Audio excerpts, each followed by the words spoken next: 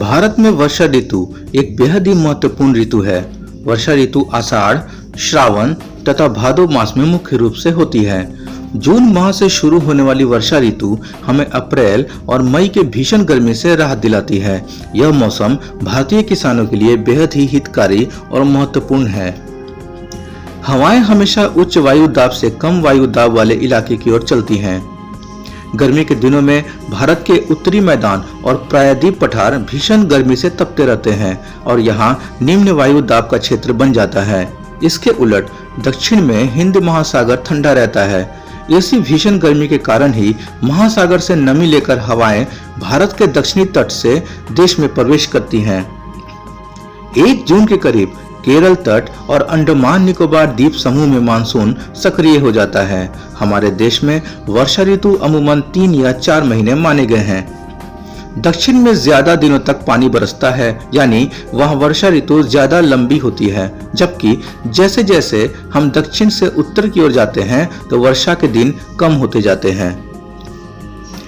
वर्षा का मानव जीवन पर बेहद ही महत्व है, क्योंकि पानी के बिना जीवन संभव नहीं है। वर्षा से फसलों के लिए पानी मिलता है तथा सूखे हुए कुएं, तालाबों तथा नदियों को फिर से भरने का कार्य वर्षा के द्वारा ही किया जाता है। इसलिए कहा जाता है कि जल ही जीवन है।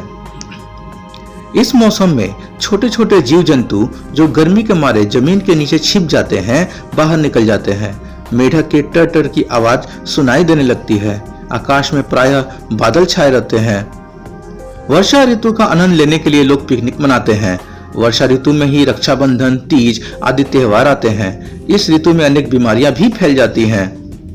मानव जीवन में जल का अत्यंत महत्व है, इसलिए अच्छी वर्षा के लिए हमें ज्यादा से ज्यादा पेड़ पौधे लगाने चाहिए ताकि हमारा पर्यावरण स्वच्छ और हरा भरा रहे। हमें वर्षा के जल को भी संचित करके रखना चाहिए ताकि हमें कभी सूखे का सामना न करना पड़े। बारिश जहां सारी धारा को खूबसूरत बनाती है, वहीं कई बीमारियों को आमंत्रित भी करती हैं। इन्हीं दिनों मच्छर का प्रकोप बढ़ जाता है और लोग मलेरिया के शिकार हो जाते हैं। यदि मच्छर जनित इस बीमारी से बचना हो तो सावधानी और घरेलू उपाय करें। मसलन इन्हें घर के आसपास पनपने न दें। इसके लिए कुछ बातों पर गौर करना जरूरी है। घर के चारों ओर पानी जमा न होने दें। गड्ढों को मिट्टी से भर दें। रुकी हुई नालियों को साफ करें।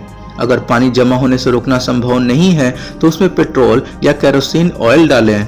रूम कूलरों, फूलदानों का सारा पानी हफ्ते में 1 बार और पक्षियों को दाना पानी देने के बर्तन को रोज पूरी तरह से खाली करें। उन्हें सुखाएं और फिर भरें।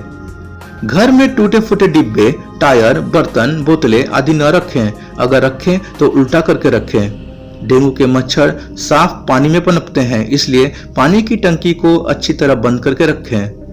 अगर मुमकिन हो तो खिड़कियों और दरवाजों पर महीन जाली लगवाकर मच्छरों को घर में आने से रोकें।